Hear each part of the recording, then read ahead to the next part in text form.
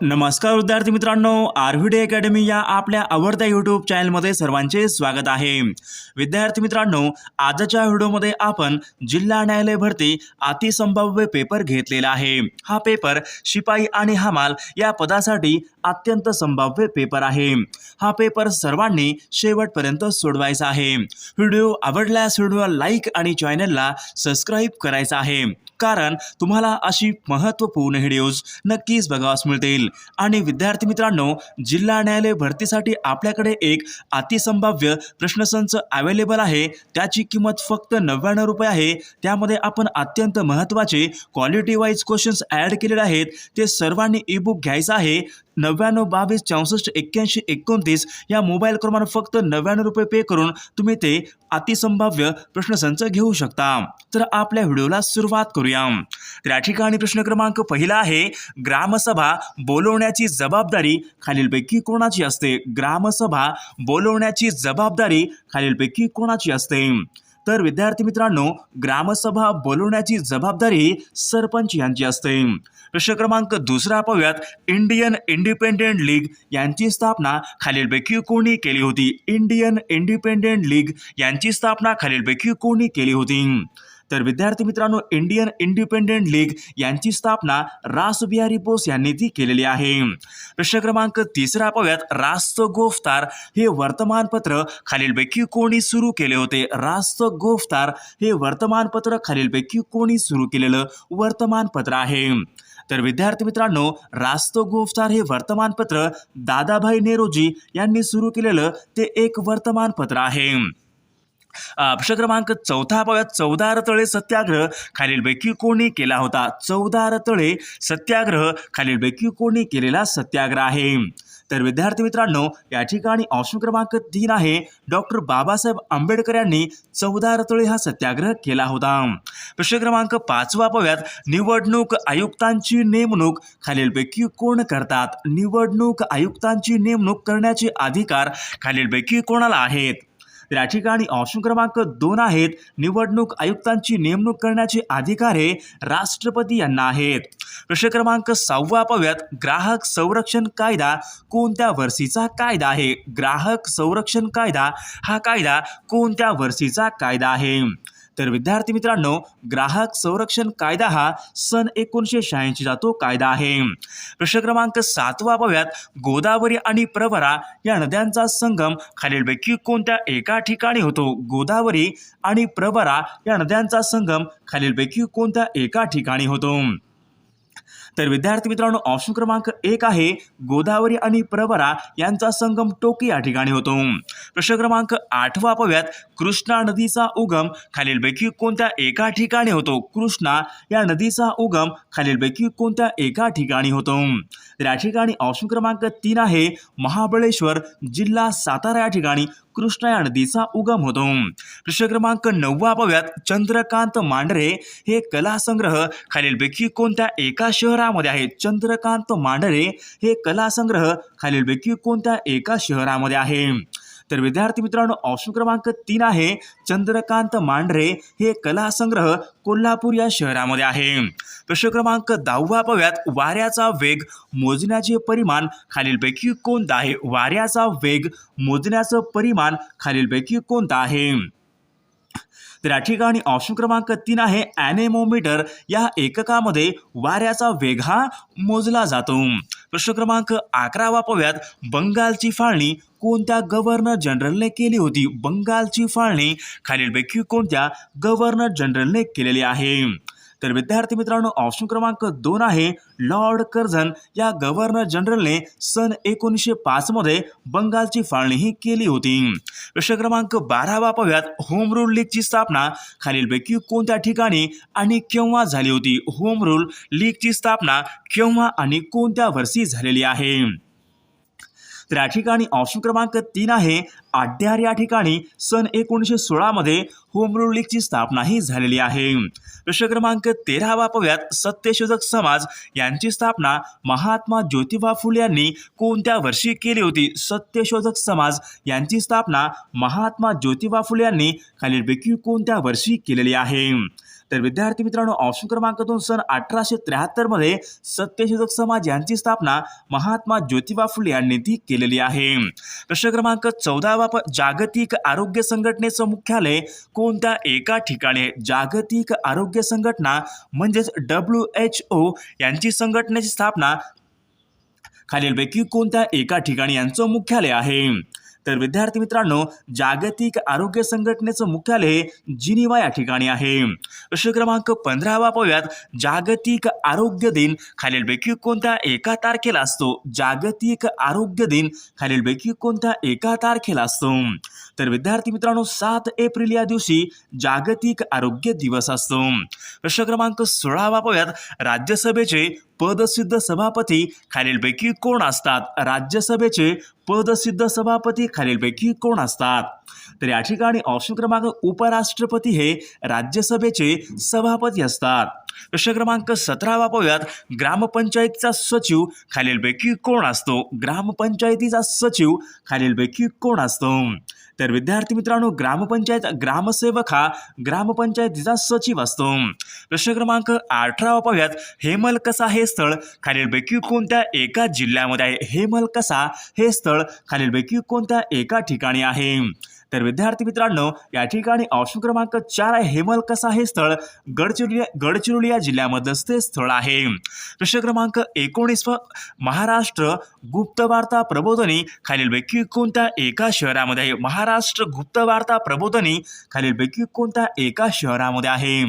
तर विद्यार्थी मित्रांनो ऑप्शन क्रमांक 2 पुणे शहर या ठिकाणी आपले योग्य उत्तर असेल. प्रश्न क्रमांक 20 दाल सरोवर खालीलपैकी कोणत्या एका राज्यामध्ये आहे? दाल सरोवर खालीलपैकी कोणत्या एका राज्यामध्ये आहे? तर विद्यार्थी मित्रांनो दाल आणि उलर हे सरोवरे जम्मू काश्मीर या राज्यामध्ये ती सरोवरे आहेत. प्रश्न क्रमांक 21 टिळक महाराष्ट्र विद्यापीठ खालीलपैकी कोणत्या एका शहरामध्ये? टिळक महाराष्ट्र विद्यापीठ खालीलपैकी कोणत्या एका शहरामध्ये आहे? तर या ठिकाणी ऑप्शन क्रमांक 4 आहे. टिळक महाराष्ट्र विद्यापीठ हे पुणे या शहरामध्ये आहे. प्रश्न क्रमांक 22 पाहूयात. राज्यसभेची एकूण सदस्य संख्या खालीलपैकी किती असते? राज्यसभेची एकूण सदस्य संख्या खालीलपैकी किती असते? तर विद्यार्थी मित्रांनो ऑप्शन क्रमांक 4 आहे. राज्यसभेची एकूण 250 या ठिकाणी आपलं ऑप्शन क्रमांक 4 या ठिकाणी योग्य उत्तर असेल. प्रश्न क्रमांक 23 पाहूयात. सूर्यमालेमधला सर्वात मोठा ग्रह खालीलपैकी कोणता ग्रह आहे? सूर्यमालेमधला सर्वात मोठा ग्रह कोणता ग्रह आहे? तर या ठिकाणी ऑप्शन क्रमांक 3 आहे. गुरु हा ग्रह सूर्यमालेमधला सर्वात मोठा ग्रह आहे. प्रश्न क्रमांक 24 पहिला फॅक्टरी ऍक्ट कोणत्या वर्षी पारित झाला होता? पहिला फॅक्टरी ऍक्ट खालीलपैकी कोणत्या वर्षी पारित झाला होता? तर विद्यार्थी मित्रांनो सन 1881 मध्ये पहिला फॅक्टरी ऍक्ट हा पारित झालेला कायदा आहे. प्रश्न क्रमांक 25 पाहूयात. काँग्रेसमध्ये फूट पडलेलं अधिवेशन खालीलपैकी कोणतं अधिवेशन आहे? काँग्रेसमध्ये फूट पडलेलं अधिवेशन खालीलपैकी कोणतं अधिवेशन आहे? तर विद्यार्थी मित्रांनो ऑप्शन क्रमांक 2 सुरत अधिवेशन या ठिकाणी आपले योग्य उत्तर असेल. प्रश्न क्रमांक या ठिकाणी 26 पाहूयात. धारासना येथील सत्याग्रहाचं नेतृत्व खालीलपैकी कोणी केले होते? धारासना येथील सत्याग्रहाचं नेतृत्व खालीलपैकी कोणी केलेलं आहे? तर विद्यार्थी मित्रांनो ऑप्शन क्रमांक 2 सरोजिनी नायडू या ठिकाणी आपले योग्य उत्तर असेल. प्रश्न क्रमांक 27 पाहूयात. बेरीबेरी हा आजार खालीलपैकी कोणत्या जीवनसत्वाच्या अभावी होणारा विकार आहे? बेरीबेरी हा आजार कोणत्या जीवनसत्वाच्या अभावी होणारा विकार आहे? तर विद्यार्थी मित्रांनो जीवनसत्व ब या ठिकाणी आपले योग्य उत्तर असेल. प्रश्न क्रमांक 28 पाहूयात. भारतीय दूरसंचार क्रांतीचे जनक असे खालीलपैकी कोणास म्हणतात? भारतीय दूरसंचार क्रांतीचे जनक असे खालीलपैकी कोणास म्हणतात? तर विद्यार्थी मित्रांनो ऑप्शन क्रमांक 2 सॅम पित्रोदा या ठिकाणी आपले योग्य उत्तर असेल. प्रश्न क्रमांक 29 भारताच्या अणुविज्ञानाचे जनक असे खालीलपैकी कोणास म्हणतात? भारताच्या अणुविज्ञानाचे जनक असे खालीलपैकी कोणास म्हणतात? तर विद्यार्थी मित्रांनो ऑप्शन क्रमांक 3 आहे. डॉक्टर होमी भाभा यांना भारताच्या अणुविज्ञानाचे जनक असे म्हणतात. प्रश्न क्रमांक 30 भारतीय असंतोषाचे जनक असे खालीलपैकी कोणास म्हणतात? भारतीय असंतोषाचे जनक असे खालीलपैकी कोणास म्हणतात? तर विद्यार्थी मित्रांनो ऑप्शन क्रमांक 4 आहे लोकमान्य टिळक यांना भारतीय असंतोषाचे जनक असे म्हटले जाते. प्रश्न क्रमांक 31 लोहगाव विमानतळ खालीलपैकी कोणत्या एका शहरामध्ये आहे? लोहगाव हे विमानतळ खालीलपैकी कोणत्या एका शहरामध्ये आहे? तर या ठिकाणी ऑप्शन क्रमांक 2 लोहगाव हे विमानतळ पुणे या शहरामध्ये आहे.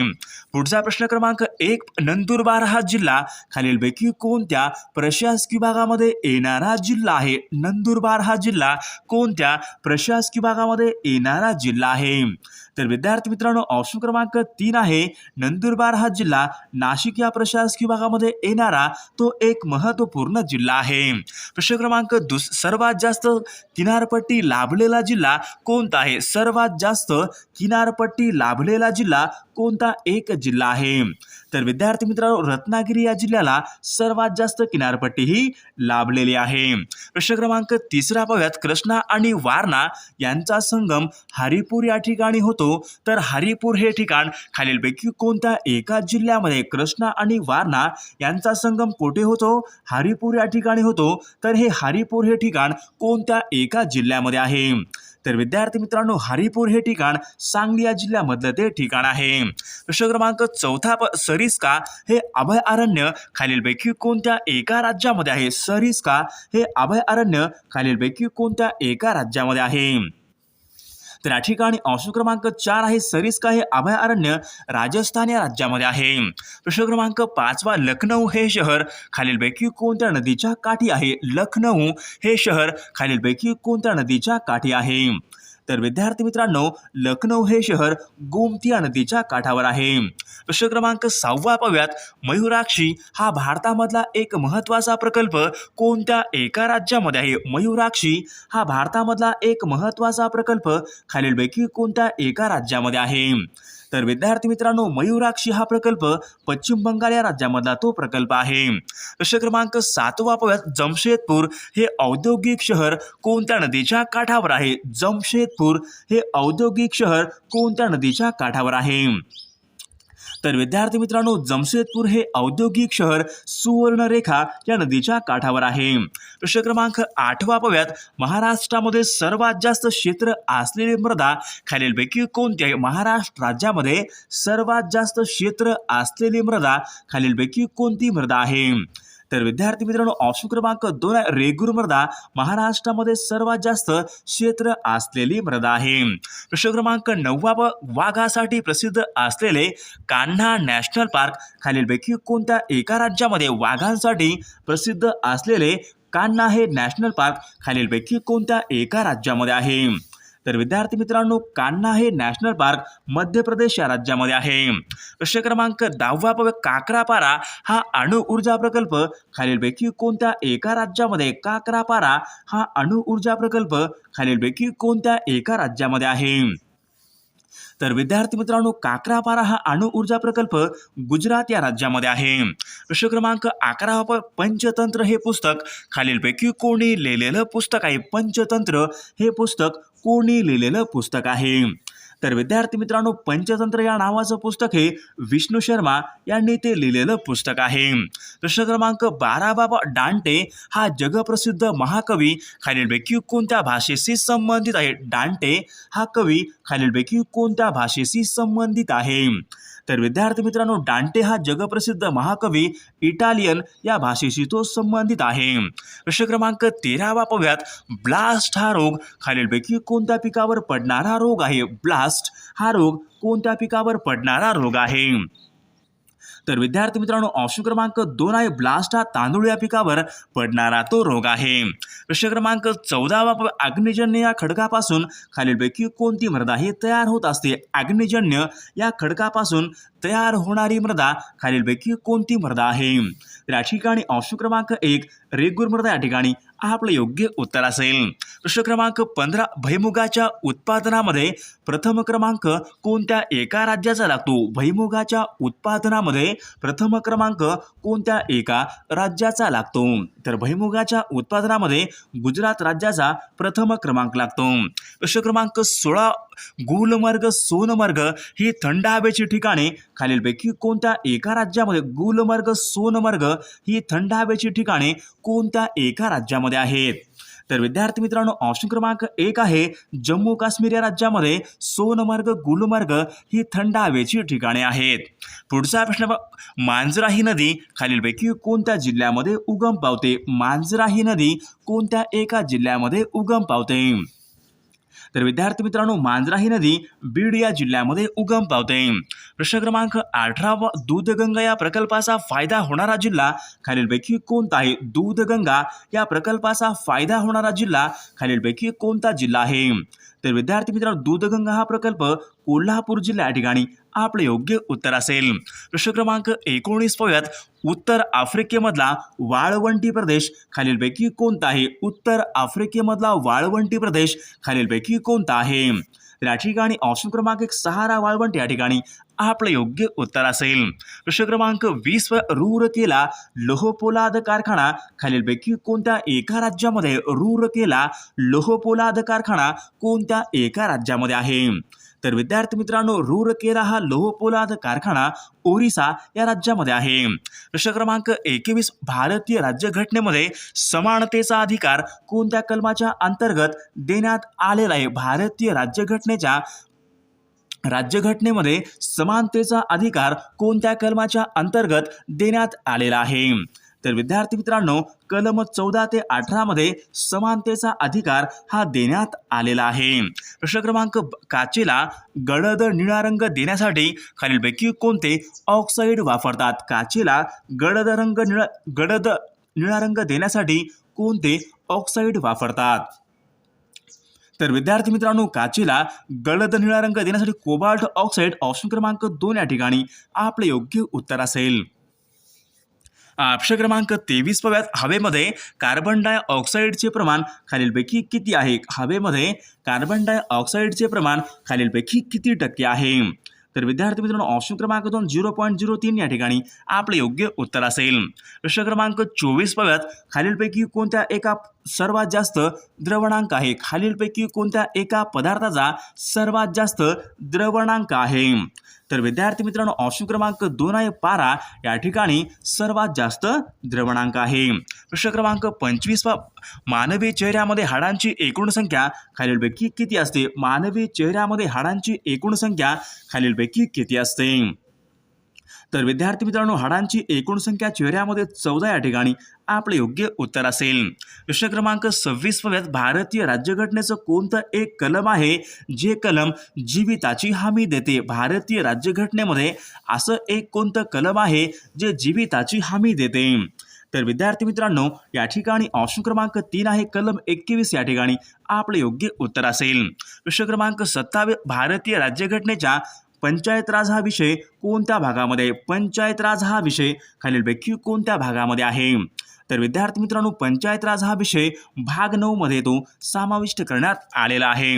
प्रश्न क्रमांक 28 पाहूयात, मी नास्तिक का आहे हे पुस्तक खालीलपैकी कोणी लिहिलेलं पुस्तक आहे? मी नास्तिक का आहे हा ग्रंथ खालीलपैकी कोणाचा ग्रंथ आहे? तर विद्यार्थी मित्रांनो हा ग्रंथ भगतसिंग यांचा तो ग्रंथ आहे। प्रश्न क्रमांक 29 पाहूयात, अभिनव भारत या संघटनेची स्थापना कोणत्या वर्षी करण्यात आली होती? अभिनव भारत या संघटनेची स्थापना विदा सावरकर यांनी केली होती, कोणत्या वर्षी केलेली आहे? तर 1904 या ठिकाणी आपले योग्य उत्तर असेल। प्रश्न क्रमांक 30 पाहूयात, गीतांजली या नावाचं पुस्तक खालीलपैकी कोणी लिहिलेलं पुस्तक आहे? गीतांजली या नावाचं पुस्तक कोणी लिहिलेलं पुस्तक आहे? तर विद्यार्थी मित्रांनो ऑप्शन क्रमांक 1 रवींद्रनाथ टागोर यांनी गीतांजली या नावाचं पुस्तक हे लिहिलेलं आहे। प्रश्न क्रमांक 31, इंडियन ओपिनियन या नावाचं वर्तमानपत्र खालीलपैकी कोणी सुरू केलं होतं? इंडियन ओपिनियन या नावाचं वर्तमानपत्र खालीलपैकी कोणी सुरू केलेलं वर्तमानपत्र आहे? विद्यार्थी मित्रांनो या प्रश्नाचं उत्तर सर्वांनी कॉमेंट करून सांगायचं आहे। व्हिडिओला एक लाईक आणि चॅनलला सबस्क्राईब करायचं आहे, कारण तुम्हाला अशी महत्त्वपूर्ण व्हिडिओज नक्कीच बघावास मिळतील। आणि विद्यार्थी मित्रांनो जिल्हा न्यायालय भरतीसाठी आपल्याकडे असणारं अतिसंभाव्य प्रश्नसंच अवेलेबल आहे. त्याची किंमत फक्त 99 रुपये आहे. त्यामध्ये आपण अत्यंत महत्त्वाचे क्वालिटी वाईज क्वेश्चन्स ॲड केलेले आहे. ते सर्वांनीच घ्यायचं आहे. त्यामध्ये आपण अत्यंत महत्त्वाचे क्वालिटी प्रश्न आहेत. त्याची किंमत फक्त 99 रुपये आहे. 99 22 64 81 29 या मोबाईल क्रमांकावर तुम्ही कॉल करून ते तुम्ही ई बुक घेऊ शकता.